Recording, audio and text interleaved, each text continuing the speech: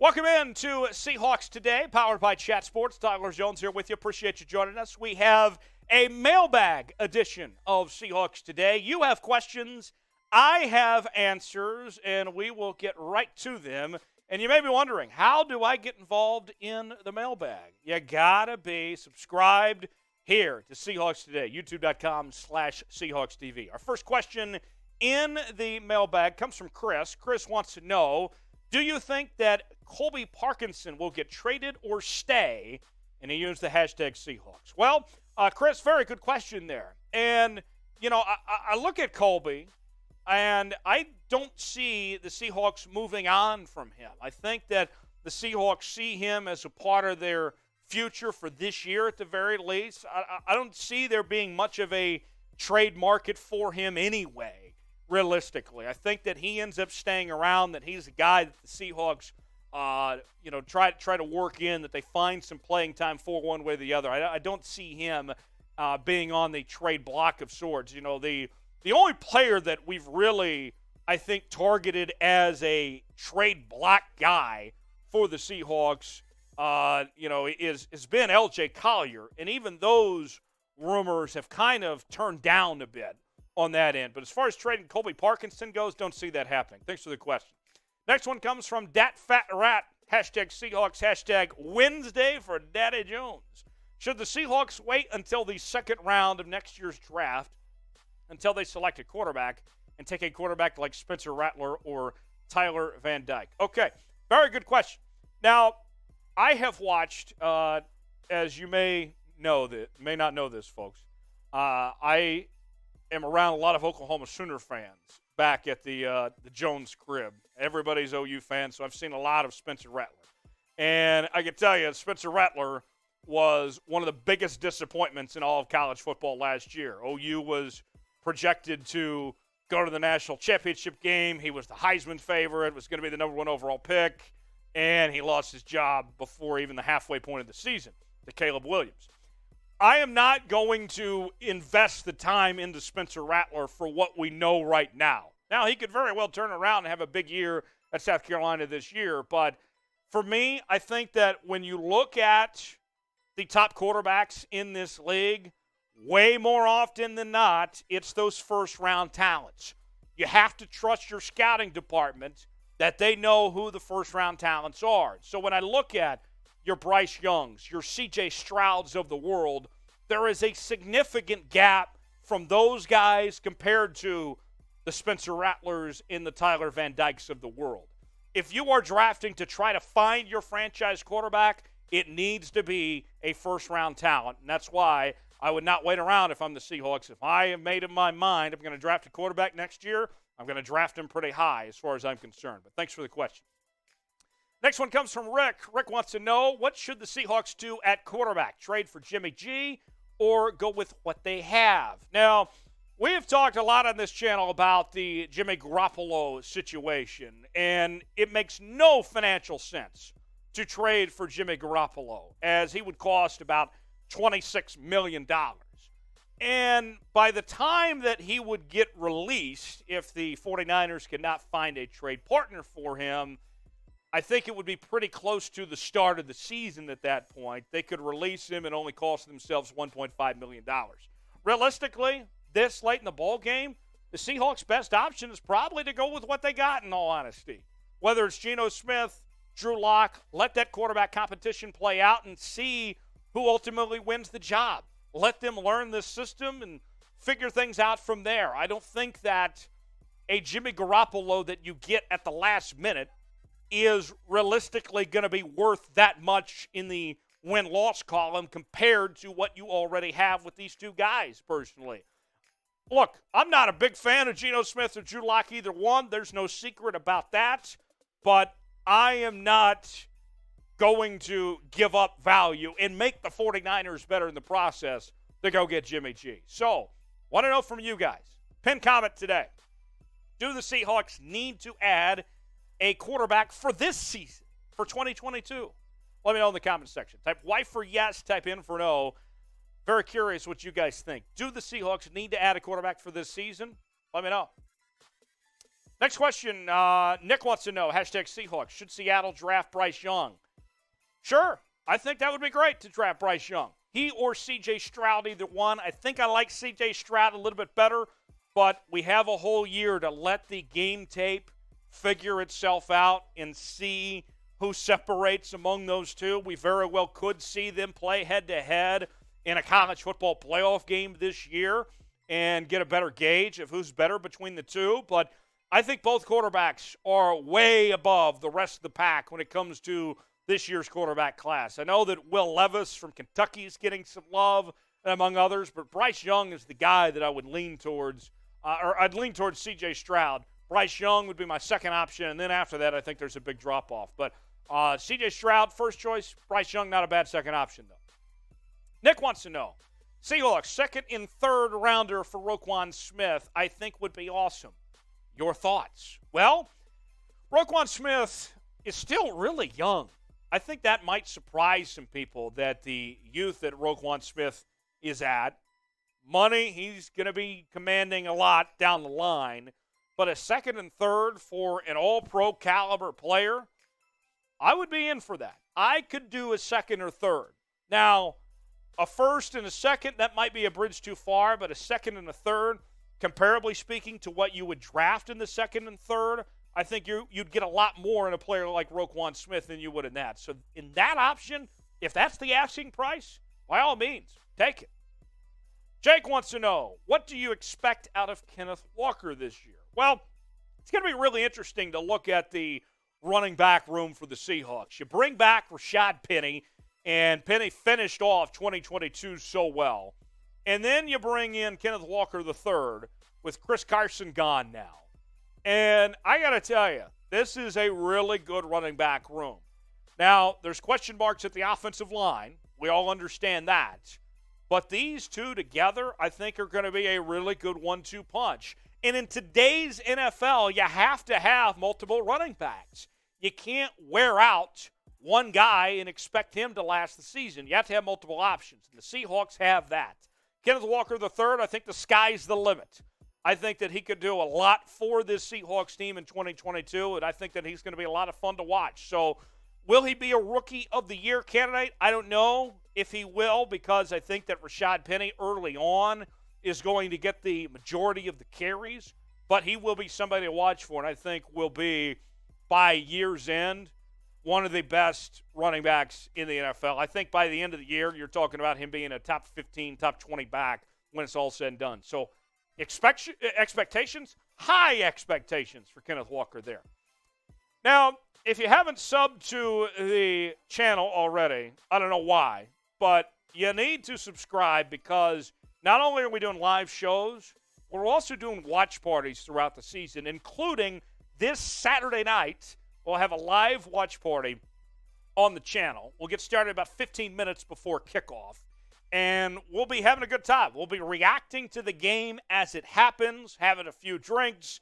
It'll be a great time with your favorite Seahawk friends. It's right here on the channel. Join us.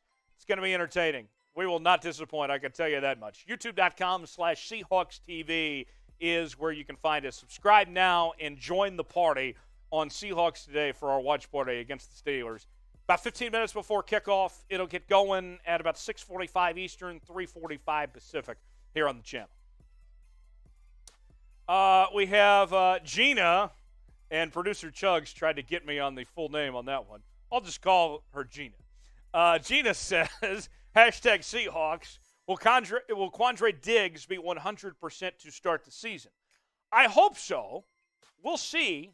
That's one of those deals that we're kind of just, waiting on for all these specifics, all the things to work out. But I would believe so. Unless there's a setback of sorts, I think that Quandre Diggs is going to be fine. The issues have been the other safety spots. Ryan Neal getting banged up. Jamal Adams now with that oven mitt-looking thing on his hand now. But Quandre Diggs, I think everything looks like he should be good to go as far as that is concerned. And I think that Quandre Diggs could have a big year, and he's excited about this new defensive scheme of Clint Hurt that he brings to the table in 2022. But thanks for the question, Gina. Next one in the inbox comes from XZRGX. Hashtag Seahawks. You think Lockett is staying put? Well, Tyler Lockett's coming off the best 3 seasons of his career in a row. He has been really good the last few years. And the way that his contract is stipulated, it just doesn't make sense for the Seahawks to trade him. What they would have to give up of guaranteed salary on top of making a trade, that just doesn't add up. So for me, I don't see there being a move for the Seahawks moving on from Tyler Lockett. And although the Seahawks are in rebuild mode, that they're gearing up for their future, and Tyler Lockett might not necessarily fit their timeline, it just doesn't make sense when it comes to where the Seahawks are at financially and what they owe Tyler Lockett to make a trade. So I do think he's staying put for now. Not ruling out the possibility of him being traded down the road, but for the time being, I think he does stay with the Seahawks. Next question comes from Crew018, hashtag Seahawks. Will they give Tariq Woolen an opportunity to play in the real season? I think so. And you look at this preseason game against the Steelers and the upcoming games ahead with the injuries that have stacked up in the cornerback position. Tariq Woolen has a chance to step up. And I expect Colby Bryant, one of my predictions with him was that he'll be a starter week 1. I think Tariq Woolen, if he's running neck and neck with Colby Bryant, he'll be right there and he'll be competing for his starting job as well. I don't see him starting right away, but I think that he'll get his fair share out in the field, that for a 5th-round pick, when it's all said and done at the end of the season, we're all going to take a step back a bit and we're going to be like, whoa, that was something else from Tariq Woolen in 2022, that he really came along and emerged way better than anyone else hoped. I mean, 5th-round picks, guys, to put it in perspective, I mean, there's years where 5th-round picks don't even make the 53-man roster and just get cut. And in Tariq Woolen's case, as a 5th-round pick, if he can not only make the roster but start, oh my gosh, that'd be great to see. That'd be big for Tariq. I'm excited to see what he brings to the table. Who are you most excited to watch this weekend in the Seahawks' first preseason game? Let me know in the comments section who comes to mind. Maybe it's one of these new rookies. Maybe it's a recent addition. Maybe it's one of these quarterbacks. Who are you most excited to watch this weekend in the Seahawks' first preseason game as they take on the Steelers? Let me know in the comments section below. A couple more for you. Jackson wants to know, hashtag Seahawks, will the quarterback have 2,000 yards this season? So whether it's Geno Smith or whether it's Drew Lock, will they have 2,000 yards? I would hope so. I mean, if either quarterback doesn't have 2,000 yards, that's a real problem. That's something that I would be concerned.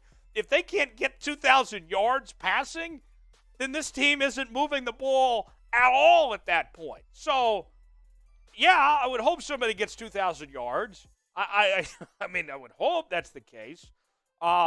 If somebody doesn't have 2,000 yards, either one of these quarterbacks, then something has gone terribly wrong with this offense. So, yes, I think somebody, I don't know who, somebody will get that 2,000-yard mark. Thanks for the question, though, Jackson. Next one, Seattle stand up, hashtag Seahawks. What's been the biggest surprise of training camp so far?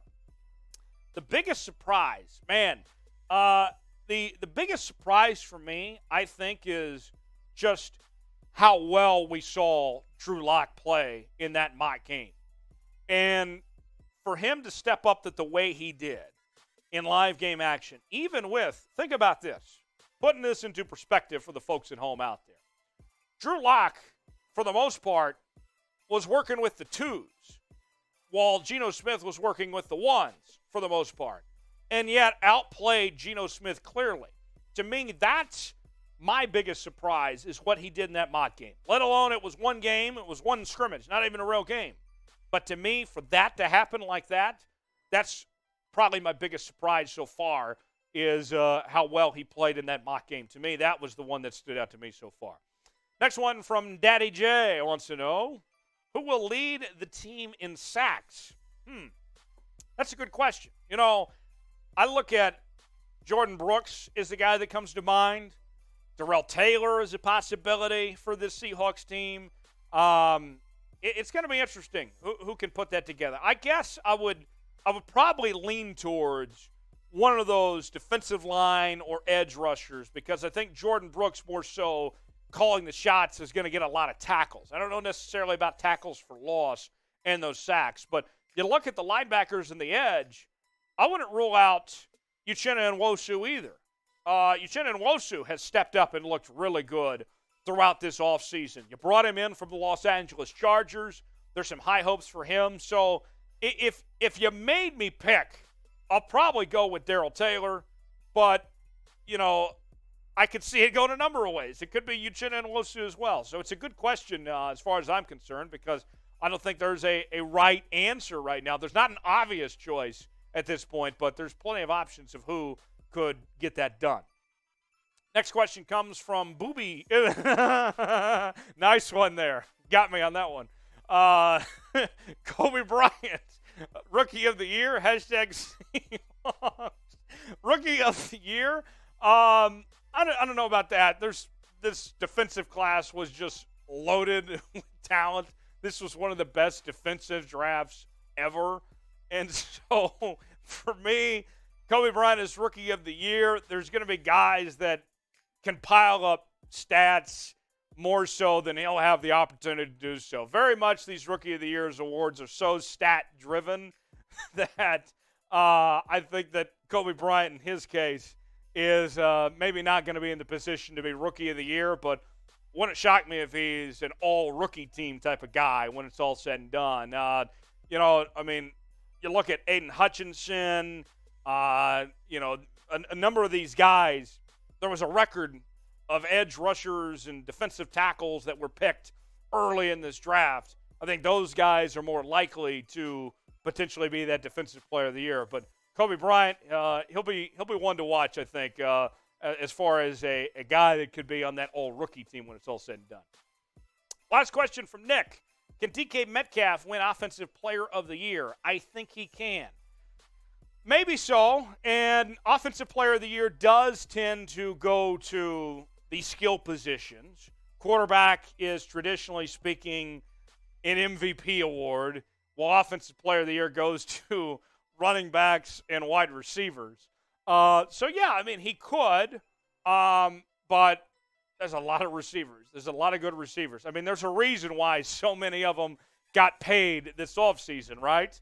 And so in DK Metcalf's case, I would say that he's just got a lot of competition. That's the thing for me. DK Metcalf, I think, is going to have the best season of his career, but I don't know if it will be enough, because I think there's going to be a decent number of guys that put up similar numbers to DK. That's not a knock on DK at all. It's just that right now in today's National Football League, the receivers out there are the best they've ever been. This is the best group of receivers the league has ever seen. So DK will have a big year, but I think there's going to be a number of guys that also have big years at the receiver spot. So we'll see. Appreciate you joining us for this Mailbag edition of Seahawks Today. As always, follow me on Twitter @TylerJonesLive. Love hearing from you there. And we'll see you here on Seahawks Today.